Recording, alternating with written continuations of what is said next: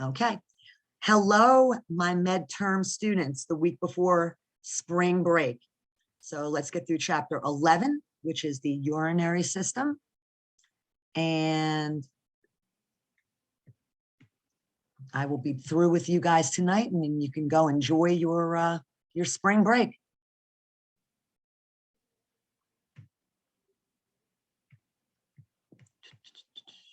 Bear with me 1 second. Here we go. Okay, there it is. I'm going to minimize this. So chapter 11, the urinary system. Okay, so talk about the structure and function. You have 2 kidneys, and yes, they are shaped like beans, and they are located in the lumbar region of the back. They also call it your flank area. There are 2 regions of the kidney. So the kidney is broken down into 2 parts.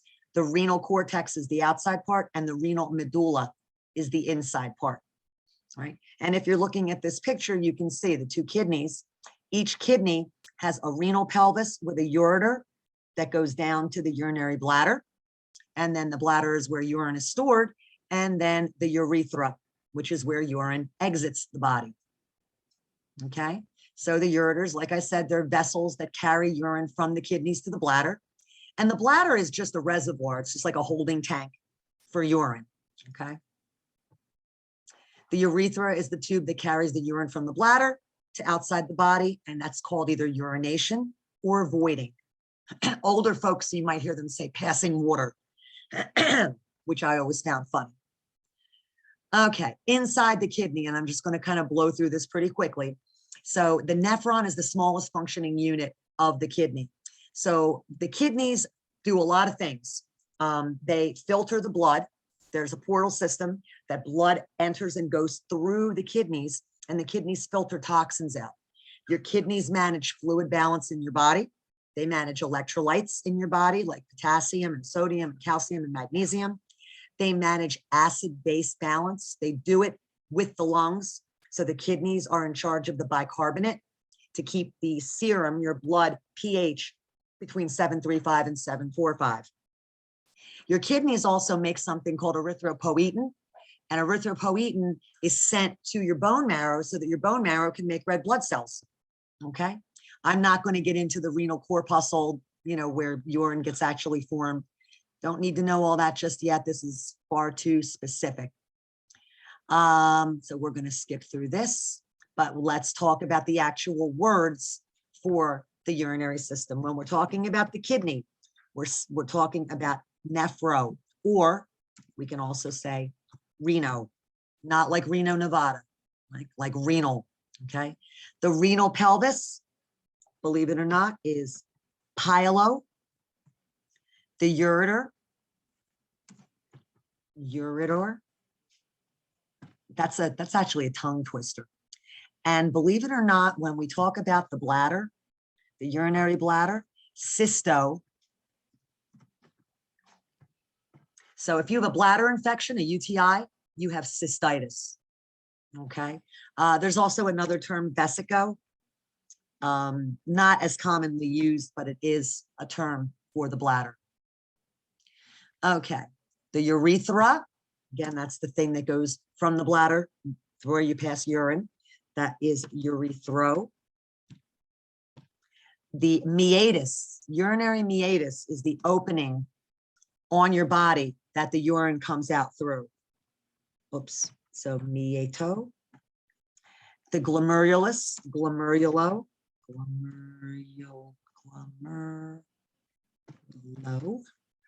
and then ketone bodies, acids and acetones. I don't want to get into all of that, but everybody's heard of the keto diet. So ketones are acidic, and they are something that gets released when your cells have to burn fat for energy instead of carbs. And when we're talking about ketones, it's ketono. Oops, there we go. When we talk about pus, it's pio. Scanty. Scanty is not a word. the last time I checked. I think they mean scant. My goodness. And that would be oligo. So if the person's not urinating, oliguria, right, would be the term for that. When we're referring to potassium, it's kali or kalo. So like hyperkalemia or hypokalemia. And when we're talking about nitrogenous products, which is waste, come on. Goodness. That is azoto. So like azotemia would be a condition that somebody with renal failure has, that the kidneys can't process out the waste. They're not working right. And so all the waste is just oozing through the person's pores. That's a very bad place to be. An instrument that's used to examine the bladder. So remember, if we're going in the bladder, cysto, and then any instrument that goes in is a scope, right? So cystoscope. If you have an inflammation of the renal pelvis, pyelitis, because that's inflammation of. Expansion of the ureter. So the expansion part is ectasis, and then we just put ureter ectasis. And if you have a stricture of the urethra, a stricture is a tightening or a closing of it, that is urethrostenosis. Urethrostenosis. There we go. If we have to make an incision into the meatus, that's whenever there's an incision into, that's an otomy. So meatotomy. And why? If we're crushing a kidney stone or a stone in the gallbladder, any stone, it's lithotripsy. That's the crushing or pulverizing of a stone. Somebody has inflammation of the glomerulus and the kidney, it's glomerular nephritis, which is a mouthful. Glomerulonephritis. Don't need the O because it's there. ITIS. And if we have to do a repair of the kidney to fixate it because maybe you were in an accident and the kidney was, dislodged, nephropexy. Nephropexy. There we go. Okay. Albumin. If something resembles albumin, that would be albuminoid. And albumin's a plasma protein. Okay. Excessive urination. This happens with diabetics. Polyuria. Again, I love the scanty. So scant urine, I'm a grammar Nazi, I guess, is oliguria. And if somebody has a stone in their urinary tract, urolith, L-I-T-H. Okay, a herniation or swelling of the kidney would be a nephrocele. Process of recording the ureter. I'm going to put the word here, but I've never seen it done. Ureterography. A record of the urinary tract is a urogram. And if someone has disease of the glomerulus, glomerulonephritis.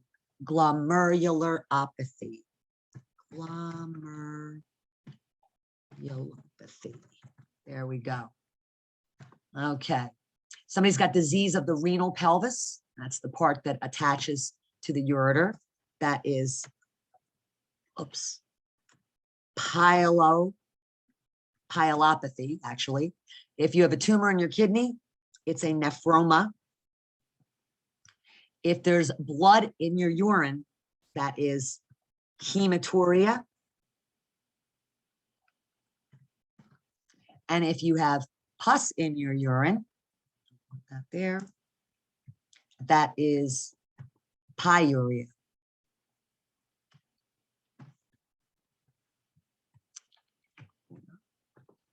All right, so now we go through these diseases and conditions, and I'm not going to go into any great detail. So, but you should know the word cystocele. A cystocele is basically a prolapse of the bladder.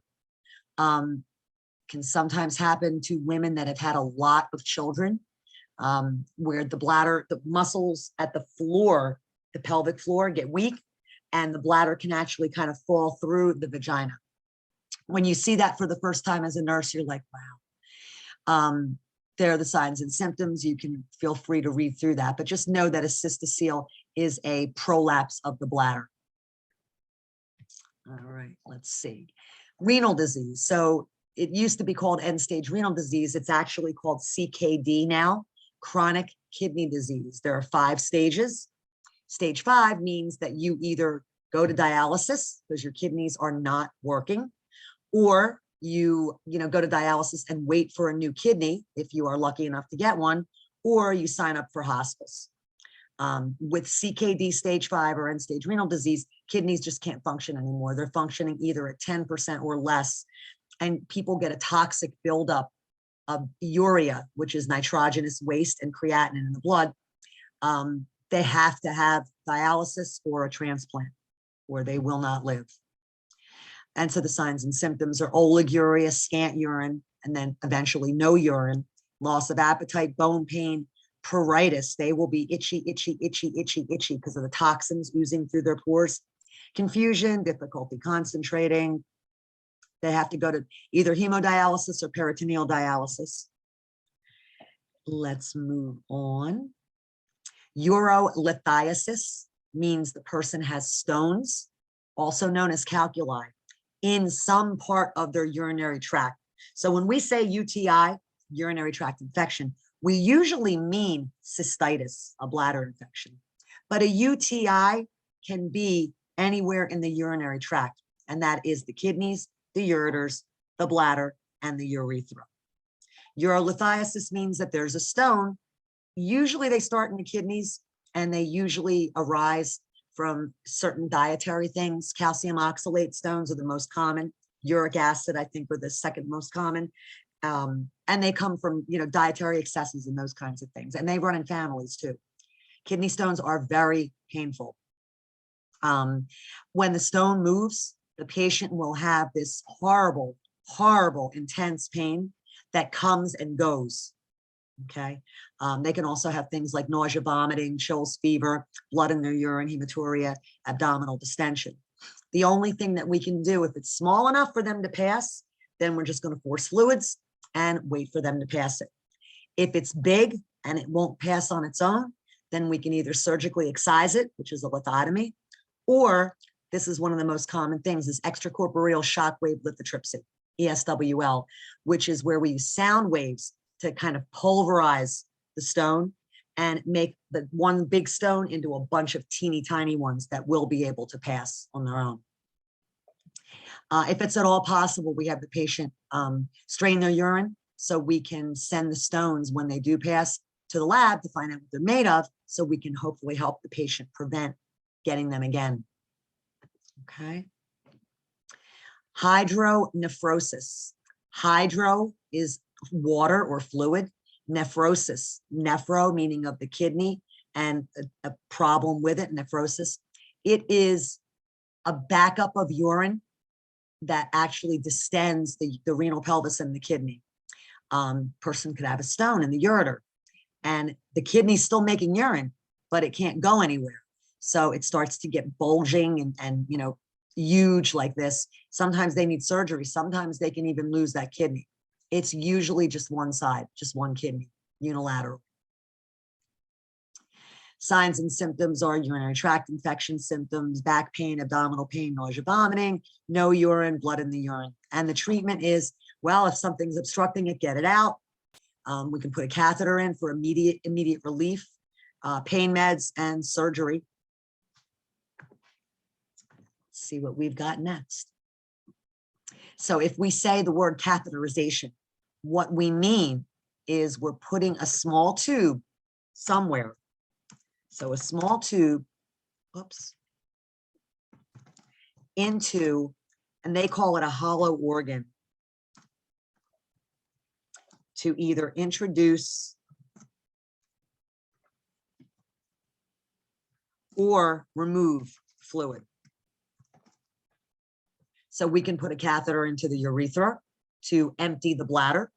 We can do a cardiac catheterization where we put a catheter in the femoral artery, and that's basically to look and see if there are any blockages in the coronary arteries.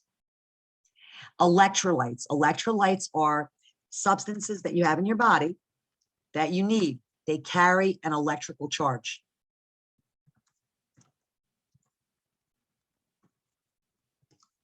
And just for fun, I'll even tell you, like potassium is represented by the letter K with a plus sign after it.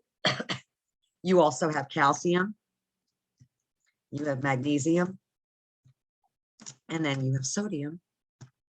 You have phosphorus too, but those are the big guys right there. And enuresis means wetting yourself, right? Enuresis. So when someone wets the bed at night, for example, so it's involuntary discharge of urine.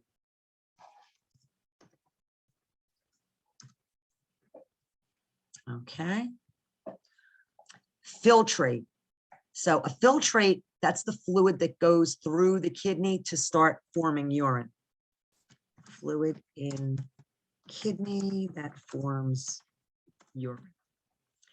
And a fistula. Fistula can be anywhere in the body. It is an abnormal opening or hole or a passage from one hollow organ usually to another.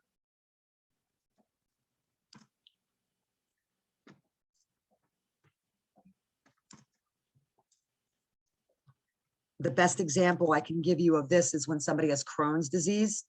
That's a digestive tract disorder that's autoimmune. Oftentimes, towards the end of the disease process, they can develop a fistula, say from the rectum, actually, if it's a female, the rectum to the vagina, or the rectum to the urethra, which is horrible. And when we talk about something that is percutaneous, we're talking about putting something like a procedure or a medication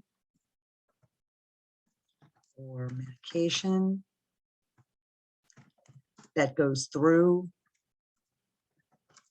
goes through the skin and subcutaneous tissue.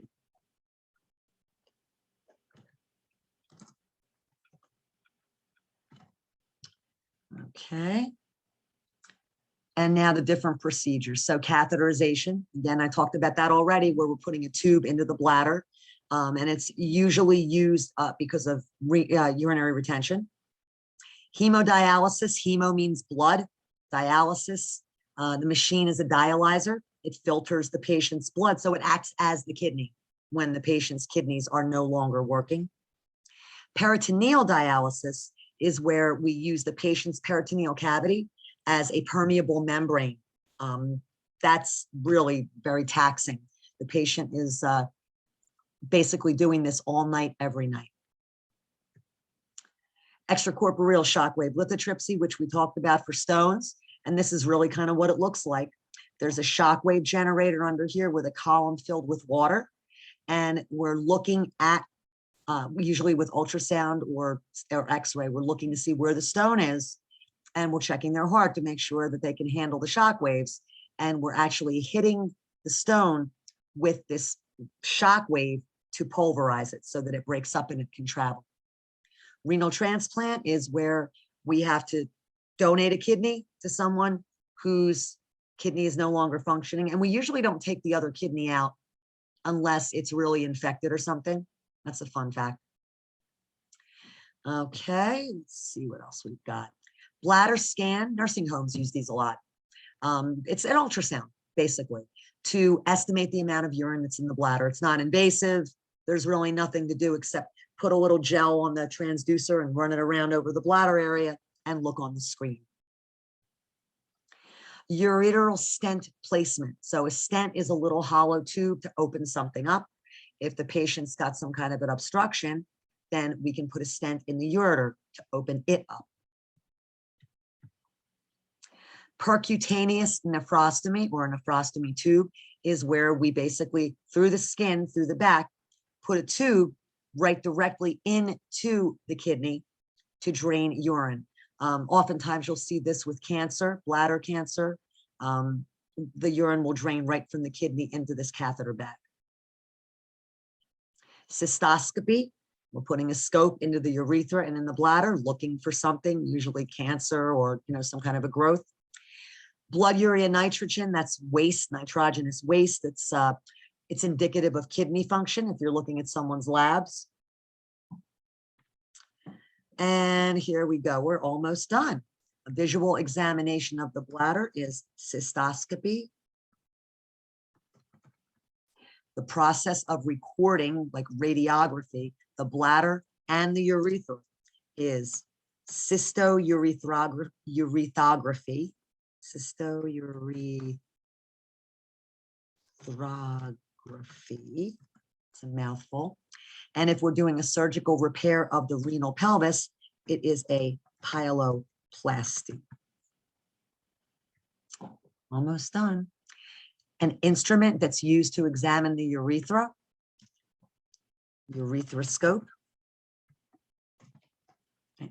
If we're putting an opening into the kidney, that is a nephrostomy, like nephrostomy tube. If we're crushing the stone, whether it be in the kidney or somewhere in the tract, lithotripsy. And last slide, now almost. Pharmacology, again, I'm not trying to teach you guys the pharmacology associated with this. So that means we are done. I'm going to stop my share and I'm going to stop my recording.